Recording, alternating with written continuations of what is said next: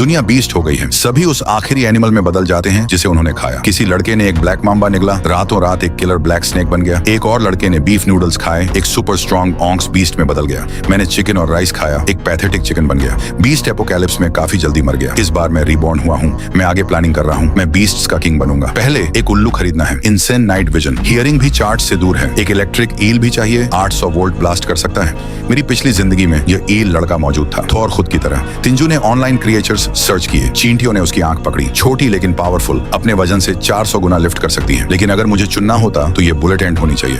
Bullet ants build different है। पृथ्वी पर top 10 सबसे वेनोमस, पावर और स्पीड चेक, लेकिन डिफेंस ट्रैश है। एक स्क्रैच और तुम डन हो। मेरे शरीर को स्टील जितना हार्ड बनाना होगा। Ultimate defence, tartar grade. Tartar grades basically immortal हैं, केवल तभी मरते हैं जब सूरज एक्सप्लोड होता है। प्लस वे हर जगह हैं, वर्ल्ड वाइड पाए जाते हैं। पाना आसान है, लेकिन यहाँ प्रॉब्लम है। ये चीजें स्पेस में सर्वाइव करती हैं। मैं इन्हें कैसे मारूं, फिर इन्हें कुक करूं? ऑनलाइन कुछ इन्फो मिली। रिसर्च कहता है कि ये सिंपल है। यूवी स्टेरिलाइजेशन काम करता है, 15 मिनट ट्रिक करता है। हीट भी काम करती है, स्टीम या डायरेक्ट फायर दोनों उन्हें मार देंगे। इस इन्फो के साथ आर्म्ड होकर किंशु काम पर लग गया। फेट बदलने के लिए 3 दिन बचे। हर सेकंड काउंट करता है। परफेक्ट बीस्ट मील प्रेप करो। वो फार्म्स के चारों ओर गया, मॉस इकट्ठा करने के लिए जंगलों में। मॉस इकट्ठा करते समय आगे कुछ मूव हुआ। एक 4 इंच प्लैनेरियन वर्म। वेट, मैं इस चीज को जानता हूँ। पागल रीजनरेशन पावर्स खुद को हील कर सकती हैं, लिम्स रीग्रो कर सकती हैं। अगर मैं उस एबिलिटी का इस्तेमाल कर सकूं तो मैं अनस्टॉपेबल हो जाऊंगा। उसने जरूरत की हर चीज इकट्ठा की, घर गया और वर्म को जिंदा रखा। फिर मॉल में यूवी स्टेरिलाइजर लैंप खरीदने के लिए अपनी बाइक चलाई। मैंने कई ब्रीडर्स से संपर्क किया। अगर वे सभी ट्रेड करने के लिए सहमत होते हैं तो मुझे उल्लू और बुलेट एंट्स मिल सकते हैं। ये सब संभालने के बाद शाम लुढ़क गई। डार्क होने से पहले तिंचो ने स्कूल से एक माइक्रोस्कोप उधार लिया। Beakers, flasks, droppers, lab equipment पकड़ा।